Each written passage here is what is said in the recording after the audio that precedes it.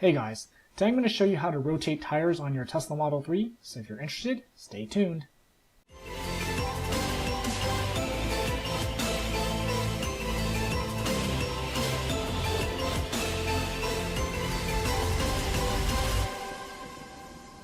Hey guys, so here's how you rotate tires on your Model 3.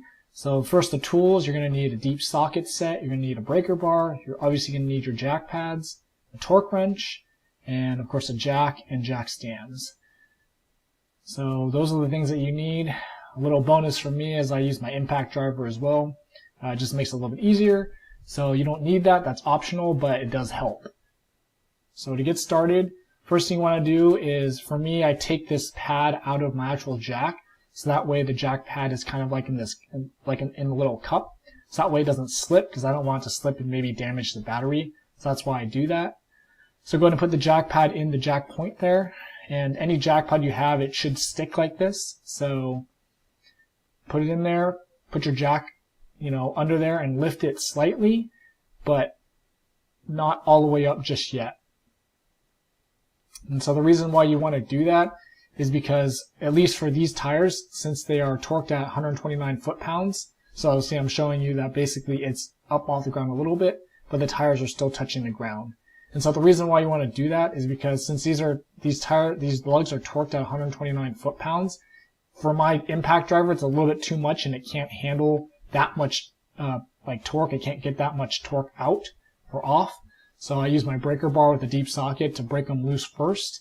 And then the reason why you want to have them, you want to have the car up a little bit is because you want to take as much pressure off the tires as you can.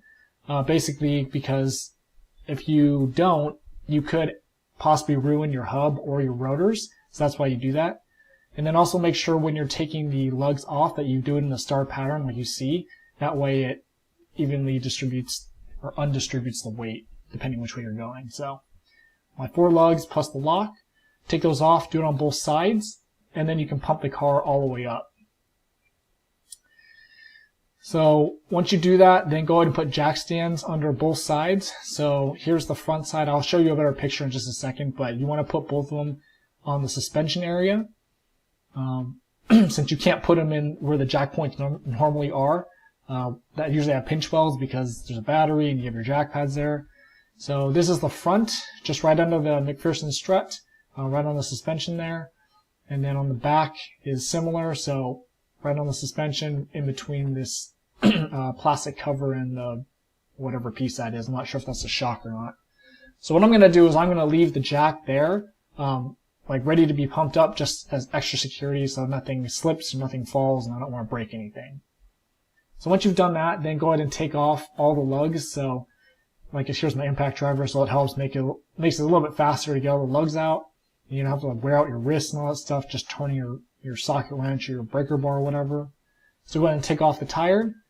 And then I wanted to show you this. So basically I'm rotating the tires at 10,000 miles. So this is the rear tire. And if you can see those indicators there, how they're sticking up, it just shows you how much these MX-N4 tires wear, how fast they wear.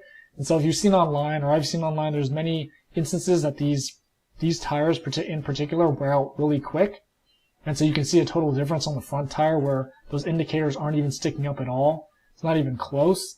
And so I'm probably going to be lucky if I get 40,000 out of these tires, but we'll have to see. Maybe we'll have to talk to Michelin at some point for warranty issues, but we'll see if that gets there. Anyways, and then everything else is in reverse order. So take your front tire, put it on the rear here. Go ahead and put it back on. And so since I'm using my impact driver, you definitely want to put the lugs on by hand first. That way you don't strip any or cross-thread any lugs. So put them on by hand first, and then I use my impact driver to tighten them. Like I said, it's not going to have enough power to tighten them to 129. Plus you want to use your torque wrench to torque them down exactly. So I'm just making them snug right now. That way the wheel doesn't move around and is all wobbly. Once you do that, you can take off both jack stands. And what you want to do is drop the car just enough so both tires are touching the ground. That way you can torque the lugs down. And then again, that way you have the least amount of pressure on the tires so you don't possibly ruin your rotors or your hub. So go ahead and drop it till they're both touching and then go ahead and start torquing them down. So here's my torque wrench. setting it to 129 as per the manual. And then also don't forget to lock it. So for my particular one, you can unlock and lock the particular torque settings. So lock it and then go ahead and put them on. So for the torque wrench, you'll hear the clicking noise. So that one there. And right there. And so that'll tell you that it's torqued at the whatever you set it at. So also make sure you do this in a star pattern. That way you distribute the pressure evenly so you don't ruin any rotors or anything like that.